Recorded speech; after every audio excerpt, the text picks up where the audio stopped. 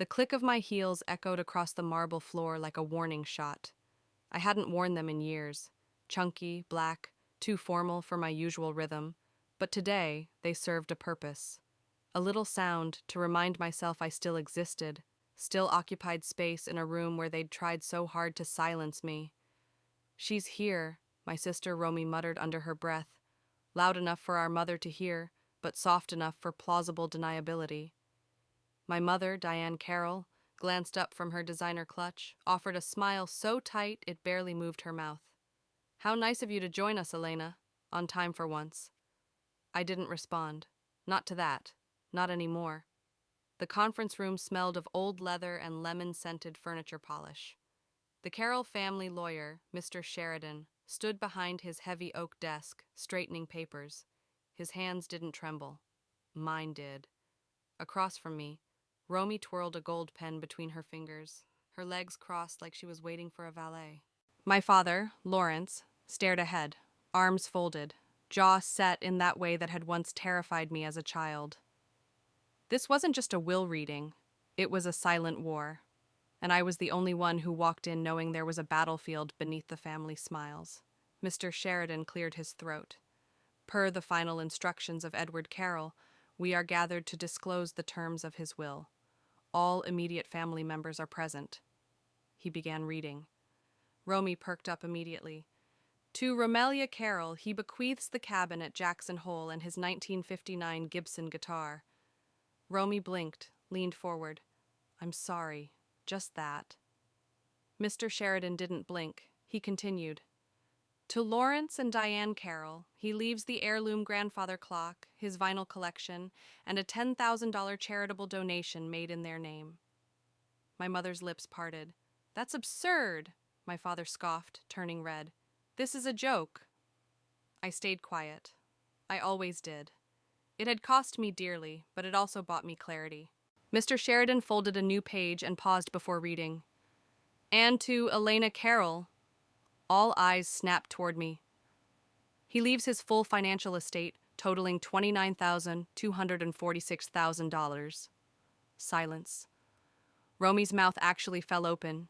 Diane gasped like she'd swallowed something sharp. And Lawrence, he surged to his feet. "You can't be serious," he barked. "She hasn't spoken to this family in 5 years." "She left this family," Diane snapped. "She disappeared, abandoned us." "I didn't disappear," I said quietly. "I just stopped answering your invitations to hurt me." Mr. Sheridan reached beneath the desk and pulled out a thick brown envelope, sealed in wax. My grandfather's signature horse crest still visible in the red. I reached for it, hands steady despite the heat rising around me. Inside, a folded cashier's check and a note in Grandpa's handwriting. "To the one who stayed silent and stayed strong. You were never forgotten." I saw everything. I hadn't even had time to read it twice before my father lunged. The check vanished from my lap. "What are you doing?" I asked, calm, almost clinical. He didn't answer. He examined the check like it was counterfeit, then tossed it to my mother. She read it, scoffed. "Stayed silent? He means ungrateful." Then she ripped it in half, and again, until the words blurred into white shreds. Romy leaned back and smirked. "Oh, come on. You've always played the victim. Grandpa just felt guilty for you. That's not legacy, that's pity." My jaw locked, but I said nothing. Then my father pulled a lighter from his pocket. Sheridan flinched. "Lawrence, I must advise. I'm not letting her buy her way back in." My father growled. He lit the check. The flame curled through the paper fast. Black smoke spiraled as it dropped into the crystal ashtray in front of him. "Now we're even," he said. I didn't flinch. I didn't blink. I just watched the smoke rise like incense at a funeral. My mother folded her arms. "This is what happens when you betray your family." "She didn't even visit when Dad was in the hospital," Romy added, venomous. They didn't know. What they had just burned was nothing more than a decoy. A fake check I'd found in Grandpa's study 3 weeks before his death, because he warned me. "They'll destroy what they can't own," he'd said. "So let them destroy the wrong thing." The real check, wired to a trust, untouchable, untraceable. I tucked the brown envelope into my coat. No tears, no angry outbursts, just a tight, deliberate smile, like I was the one holding the match all along. Let them keep thinking they'd won. Let them call me the outcast. I stood up. No dramatic exit, no last word, just the slow tap of my heels across the floor, louder now, echoing behind me as I walked out. Outside, the chill of the Midwest winter slapped my skin, but I didn't react. I slid into my car and placed the charred envelope beside me like an artifact. Then I reached into my coat pocket, pulled out the folder Grandpa had handed me months before, the one he told me to open only after they burn it. Inside, notarized documents, legal transfers, and a line scrawled in his unmistakable hand. Let them think they won. That's where your story begins. I drove to the bank. Private lot, top floor. Mr. Adams, Grandpa's personal banker, met me with a quiet nod. Miss Carroll, he said, leading me into the secured elevator. Everything's been arranged. I didn't speak. Neither did he. I appreciated that. In the vault, air cold and dry, he slid the drawer forward. Take your time, he said, then left. I stared at the box. Trillium, I whispered. Grandpa's secret word, his favorite flower, my middle name. Inside, a folded check, $29 million real, verified, a flash drive, black velvet pouch, a file of legal documents bound in red ribbon. I opened the file. 3 wills, one 8 years old, one 3. Both had Romy and my parents as primary heirs. Notes in Grandpa's handwriting filled the margins. Dana suggested this, felt wrong. Lawrence insisted Elena wouldn't know what to do. But the last will? Elena gets everything. I couldn't breathe, not from shock, but from the cold justice of it. I'd been erased, and now I had proof. If you've ever been overlooked after giving everything you had, type 1, you're not alone. And silence doesn't mean surrender. The woman behind the desk blinked at her computer screen, then at me, then back again. That's strange, she murmured. I clutched the edge of the counter a little tighter. What is? She tilted the monitor away discreetly, but not before I saw the words flash across the top of the page. Status. Deceased. I'm sorry, Miss, Carol, she stammered, double-checking my ID, but the system says your social security number is flagged, inactive, as in reported dead. I didn't speak, couldn't. The words landed like ice water down my spine. I mean, she continued, trying to offer some kind of lifeline, this could be a clerical error, a case of mistaken identity. Happens sometimes if someone with a similar name passes. There is no other Elena Maurice Carroll born in this county, I said flatly. Her mouth opened, then closed. You're probably right. I stepped back from the counter, the ID still warm in my hand, my breath suddenly uneven. My death had been recorded, on paper, officially, legally, and if I was dead in the eyes of the system, then what else had they erased? I sat in my car outside the records office, keys in my lap, hands motionless.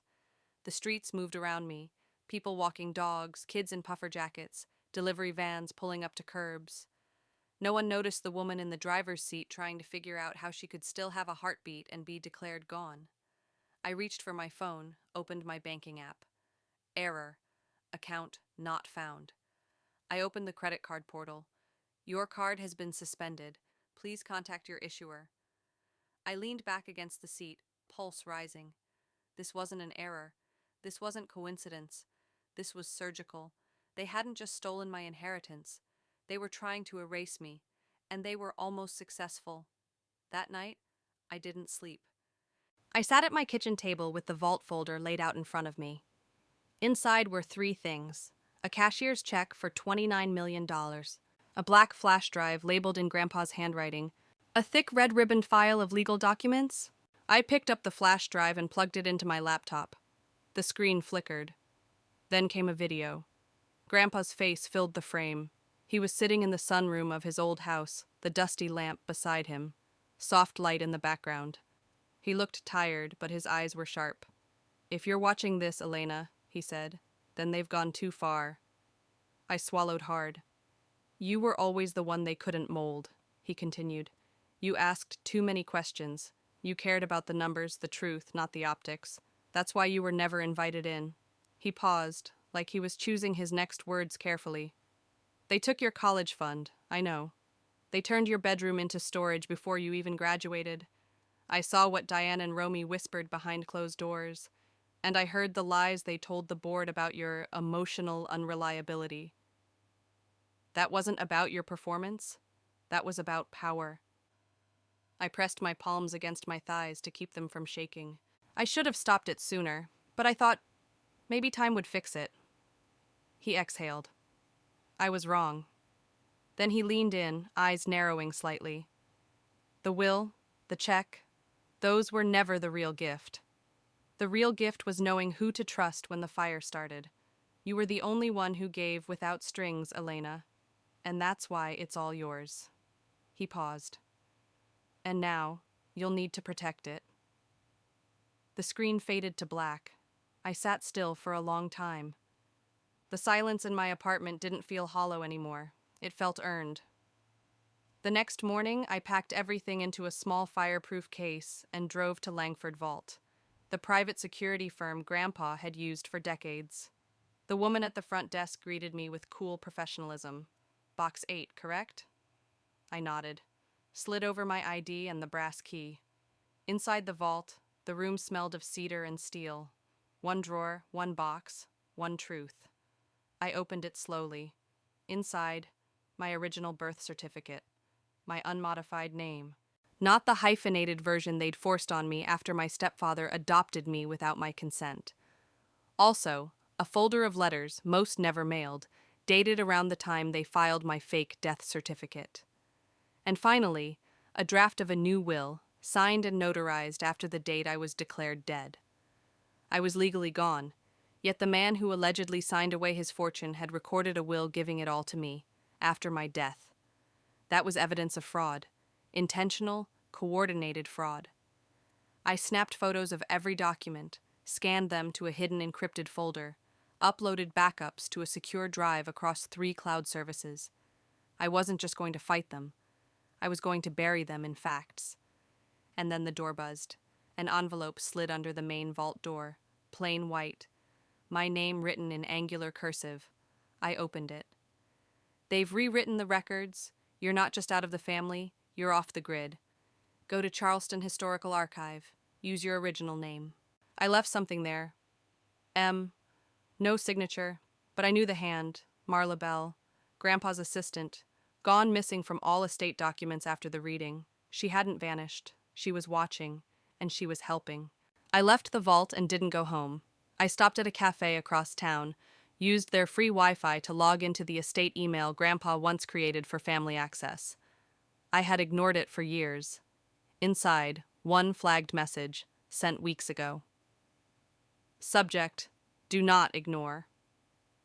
They're not just after the money, they're after the signature, the one that gives full control over Carroll Holdings. You're the majority voting shareholder.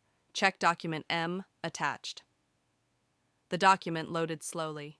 Power of attorney, voting rights transfer, Elena Maurice Carroll, 87% controlling interest, signed, notarized, time-stamped. This wasn't about inheritance. This was about power. They hadn't wanted me poor. They had wanted me powerless. If you've ever found out the real reason they pushed you out wasn't that you failed, but because you had something they feared. Type 2. You're not crazy. You were dangerous. My phone buzzed at 6:13 a.m., slicing through the early quiet. Unknown number. I nearly let it go to voicemail. Then I heard the voice. Hey, it's Romy. I sat up, pulse tightening. She sounded casual, too casual. The same voice she'd used when she'd asked to just talk, right before sabotaging my final project presentation back in college. I should have known then. I know it's early, she went on, trying for warmth. I thought maybe we could grab coffee. Just us. Like old times. I stared at the ceiling. You picked the place, I heard myself say. Cornerstone Cafe, 11 a.m. I arrived early, instinctively choosing the seat that kept my back to the wall. Romy walked in 10 minutes late, hair curled, baby pink cashmere hugging her arms, sunglasses perched on her head like we were brunching at the Beverly. "Elena," she beamed, reaching out like we hadn't just stood on opposite sides of a burning will. "You look great." I didn't answer. I just sipped my tea. She slid into the seat across from me, steam from her untouched latte drifting upward. "I keep thinking about those nights here. Remember finals week? You with your color-coded flashcards, me crying over banana bread?" "You also stole my tea when you ran out of money," I said, eyes flat. She laughed, too loud, then softened it. "Right. You were always the planner." Silence filled the space between us. Then slowly she leaned forward, voice dropping. "Mom hasn't been the same since the will reading. Dad's barely speaking. They're devastated. You blindsided them." I raised an eyebrow. "By existing?" Romy's smile faltered. "You cut us off, Elena. You left. No texts, no holidays. Then suddenly you're back, and Grandpa leaves you. Everything?" "I left because you turned my life into a maze of gaslight and guilt," I said evenly.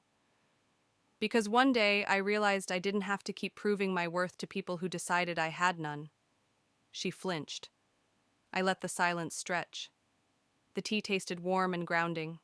Then she dropped the real question. "That check, the one Dad burned, was it real?" There it was, the mask sliding just enough to show her teeth. I tilted my head. "Does it matter?" Romy blinked. "I mean, if it was, that's a lot to just let burn." I leaned in slightly. "You watched him light it, and you laughed." She looked away. I didn't know what it meant. Liar. Her mouth tightened. "Whatever Grandpa left you, whatever game this is, you don't have to make it worse than it already is. This family has already lost enough." I stood slowly. "Then let's not lose more." As I turned, she called out, "You know Mom's thinking about contesting the will." I paused at the doorway. "She's welcome to try." There was no anger in my voice, only finality. That night, back in my apartment, I peeled off my coat and stood still in the kitchen. The room smelled faintly of cinnamon, but my nerves hummed like an electric fence. I poured tea I didn't want and stared at the envelope I'd hidden under a stack of cookbooks. The one from Marla Bell. "Go to Charleston Historical Archive. Use your original name," so I did. The building was quiet. The archivist, a woman in thick-framed glasses, squinted at my ID. "You're sure you want to look up this name? Says here the person's deceased." "I'm sure," I said. She led me to the back, past dusty microfilm drawers and old wooden tables. There, in a sealed box labeled C. Maurice, 1995-2021, I found it. A folder marked Power Transfer and Ownership Validation. Inside, a notarized transfer of controlling interest in Carroll Holdings. My name, Grandpa's signature. Dated 2 weeks before his final stroke. Stamped, verified. I wasn't just the heir. I was the owner. And they'd faked my death after that date. I backed up the documents, scanned them, uploaded to a secure offshore backup. I printed hard copies and hid them in 3 different locations. If they were going to burn me down, I'd hand them the match and the gasoline. Later that week, a voice message pinged. I didn't recognize the number. "Elena," the voice cracked. It's me, Romy. I didn't know about the death certificate, I swear. I just signed where they told me. Please believe me." Then silence. A breath. Then the call ended. I stared at the phone. Then I laughed. Not cruelly, not loudly, just cold. I'd heard this song before, but this time I had the recording. I called Sylvia Orton, Grandpa's old probate attorney, from a burner phone. Her assistant booked me for 3:30 p.m. the next day. I arrived early. The building was quiet, discreet. Power didn't shout here. It whispered behind frosted glass and velvet folders. Sylvia was exactly who I needed. Silver-haired, crisp-lined blazer, no-nonsense tone. She looked at the evidence. All of it. The will, the fake death record, the video, the ownership transfer. She didn't blink. She just said, "You're not going to like the next part." Hasn't been much to like so far, I replied. She slid a sealed envelope across the table. Your grandfather came to me 2 months before he died. He anticipated retaliation. This is a sworn affidavit. Notarized? Names you sole heir of all liquid assets, and the final statement of his intentions. I opened it. I, Edward Carroll of sound mind and body, affirm that my granddaughter, Elena M. Carroll, is the sole beneficiary of my estate, acting under no coercion. Signed, sealed, witnessed. Sylvia looked up. You ready to make some noise? I looked back. No. I'm ready to make them finally shut up. If you've ever been told to stay quiet when the truth was loud and undeniable, type 3.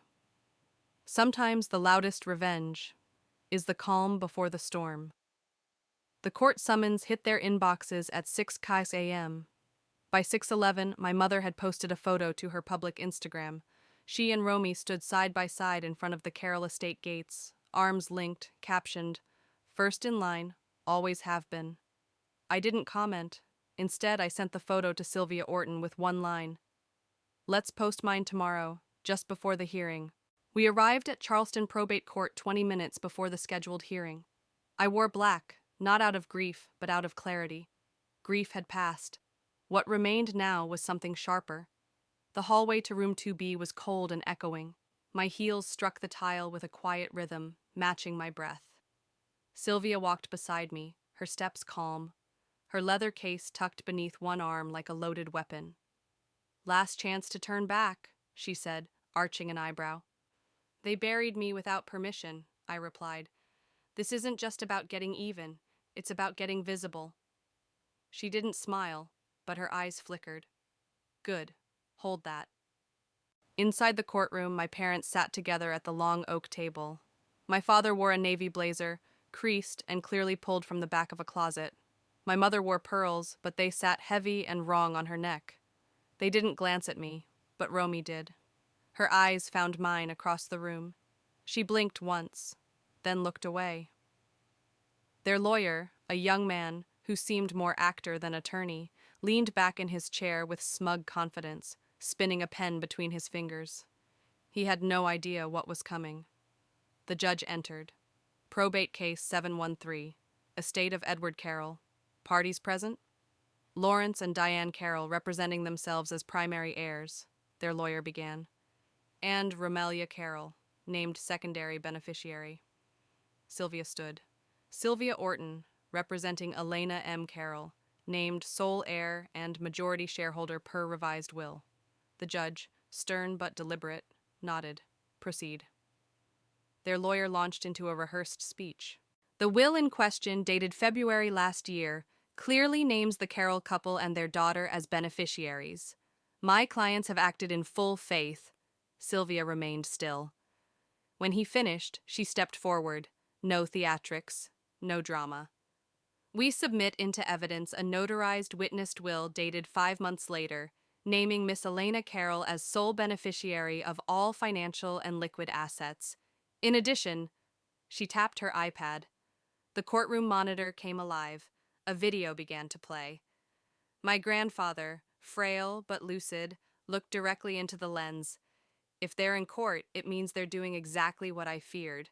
I heard my mother gasp behind me. I changed the will back, he continued, after they pressured me to name others. I was weak, but not gone, and I made sure this version would find the right hands. His eyes burned into the camera. I wasn't ashamed of Elena. I was ashamed of letting them win. The screen went black. Silence hung in the room like smoke. The judge turned to my parents. You pressured the deceased into signing a version he did not support? Their lawyer stammered. Your Honor, video evidence can be manipulated, Sylvia cut in. And here are the notarized signatures. Dated, verified. Notarized by Edna Monroe, retired notary, 38 years certified. Statement corroborated. She handed over physical copies. The judge scanned them. Anything else? He asked. Yes, Sylvia said. She slid a folder across the table. A certified copy of a false death certificate filed under Elena's name, 2 weeks after the final will was signed. filed by parties with no legal grounds to report her deceased. My mother made a strangled noise. Romy whispered something to the young lawyer, but it was too late. "Ms. Carroll," the judge said to me, "do you wish to speak?" I stood slowly. They didn't want the money. They wanted me gone, legally, emotionally, digitally, and they almost did it. I turned toward the family who once said they raised me. "You burned a check, but you also forged a document, filed it, and buried a name that still had breath in its lungs." The judge exhaled. "I've seen greed. I've seen manipulation. Rarely have I seen both executed this boldly." He turned to my parents. "Miss Carroll is the legal heir of this estate. The revised will stands. The estate shall be transferred accordingly. Furthermore, I am issuing a freeze on your current assets, pending investigation into elder coercion and document fraud." My father stood to object. "Sit down," the judge snapped. "Court is adjourned." Outside the courthouse, the press waited like vultures. "Ms. Carroll," one reporter called, "anything you'd like to say to your parents after this outcome?" I turned to the camera. They already said everything when they burned the only love that ever saw me. Then I walked away. Not angry, not broken, but whole. That night, I sat on my couch with the fireproof box beside me. Inside, the will, the check, Grandpa's recording, my restored identity, everything they tried to erase. I checked my phone. One new message. From unknown. "Nice job in court today, but just know, not all coffins stay closed. M." I stared at it. Marla Bell. Still watching, still moving. I smiled. Let them come. Now I had everything. Proof, voice, and power. If you've ever had to prove you were alive just to be heard, type 4. You're not invisible. You're just waiting to rise.